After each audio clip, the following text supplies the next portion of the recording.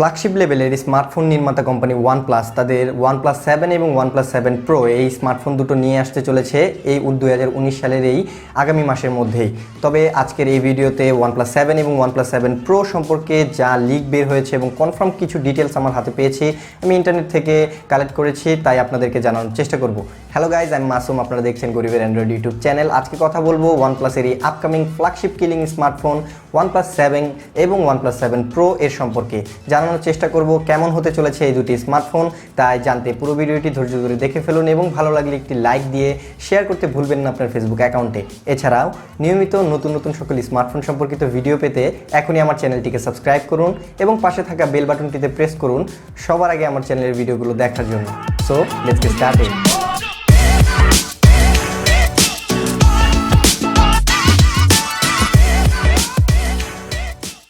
গত বছরের লঞ্চ করা ওয়ানপ্লাসের ওয়ানপ্লাস 6 এবং ওয়ানপ্লাস 6T মূলত এই দুটি স্মার্টফোনের এই সাকসেসরি স্মার্টফোন ওয়ানপ্লাস 7 এবং ওয়ানপ্লাস 7 প্রো আসতে চলেছে।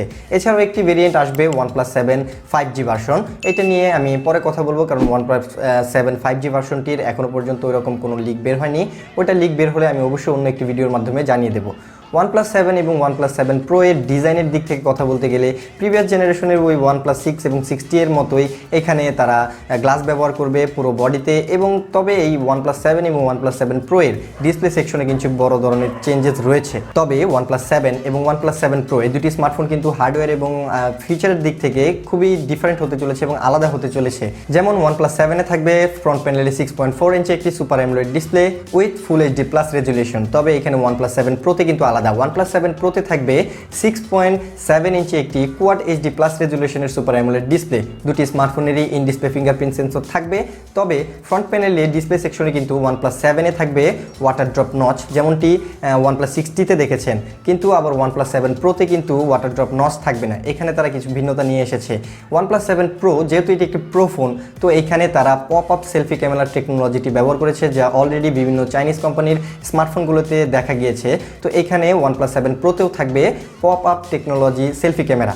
এছাড়াও ওয়ানপ্লাস 7 এবং ওয়ানপ্লাস 7 প্রোতে কিন্তু ওয়ানপ্লাস 6T এর মতোই একই রকমের ইন ডিসপ্লে ফিঙ্গারপ্রিন্ট সেন্সর ব্যবহার করেছে। এছাড়াও পাশাপাশি আপনারা সব ধরনের সেন্সর এবং ফ্রন্টে থাকা সেলফি ক্যামেরাটির মাধ্যমে ফেস আনলক করার মতো সুবিধাও পাচ্ছেন।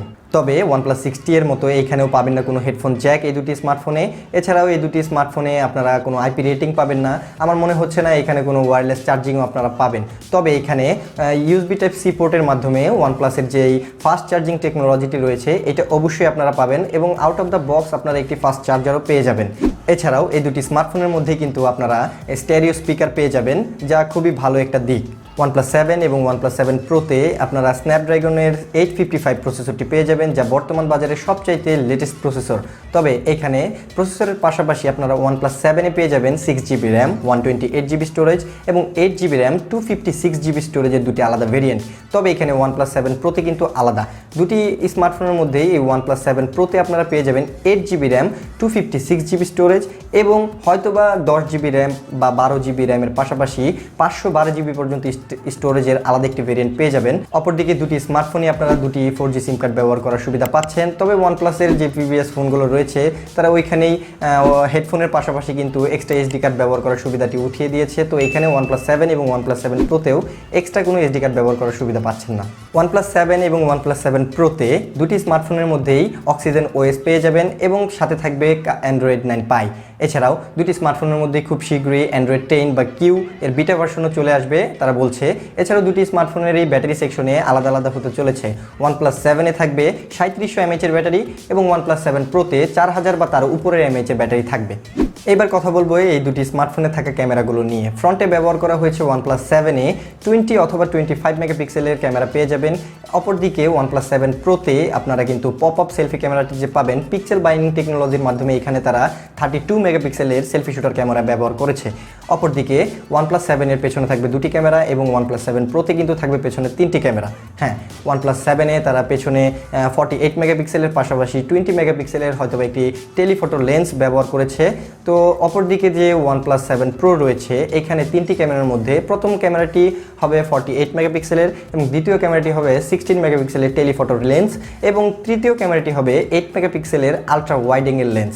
OnePlus 7 এবং OnePlus 7 Pro এই দুটি স্মার্টফোনেরই প্রাইজিংয়ের দিক থেকে কথা বলতে গেলে এখানে প্রাইজিংয়ের দিকটা এখনও পর্যন্ত খোলাসা হয়নি, কারণ তারা শিওরলি প্রাইজিংটা লিক করেনি।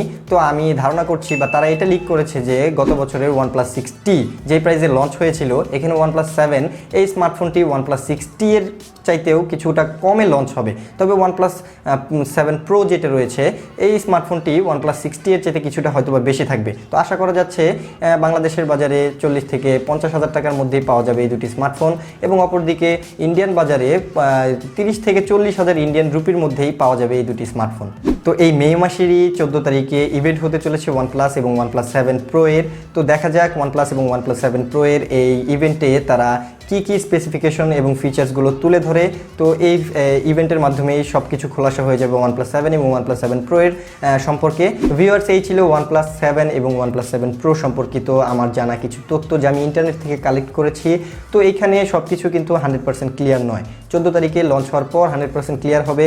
তাই অবশ্যই আপনার যদি এই ভিডিওটি ভালো লেগে থাকে একটি লাইক দিতে ভুলবেন না, এবং আপনার এই ভিডিওটি ভালো লাগলে অবশ্যই আপনার ফেসবুকে শেয়ার করতেও ভুলবেন না। এছাড়াও নিয়মিত নতুন নতুন সকল এরকম স্মার্টফোন সম্পর্কিত ভিডিও পেতে এখনই আমার চ্যানেলটিকে সাবস্ক্রাইব করে রাখুন। এছাড়াও আমাদের ফেসবুক পেজ রয়েছে এবং গ্রুপ রয়েছে, আমি লিঙ্ক ডিসক্রিপশন বক্সে দিয়ে রেখেছি, চাইলে ঘুরে আসতে পারেন। তো আজকের মতো এই পর্যন্তই, আবার দেখা হবে নতুন কোনো স্মার্টফোন সম্পর্কিত ভিডিওতে। Good bye, see you in the next one.